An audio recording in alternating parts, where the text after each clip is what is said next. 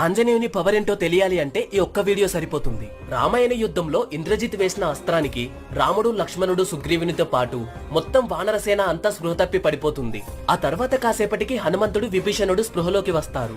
కోట్ల వానరాల మధ్య పడిపోయి ఉన్న జాంబవంతుని దగ్గరికి విభీషణుడు వెళ్లి, జాంబవంత ఎలా ఉన్నావు అని అడుగుతాడు.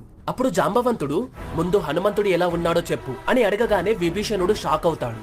అదేంటి, రాముడు ఎలా ఉన్నాడు అని అడగకుండా హనుమంతుడు ఎలా ఉన్నాడు అని అడుగుతున్నావు అని అంటాడు. అప్పుడు జాంబవంతుడు, ఒక్క హనుమంతుడు బ్రతికి ఉంటే 67 కోట్ల వానరులతో పాటు రాముడు, లక్ష్మణుడు అందరూ బ్రతికి ఉంటారు. అదే ఒకవేళ హనుమంతుడు లేకపోతే మనం బ్రతికి ఉన్నా చచ్చిపోయినట్టు. ఒక్క హనుమంతుడే 67 కోట్ల వానరులతో సమానం అని చెప్తాడు.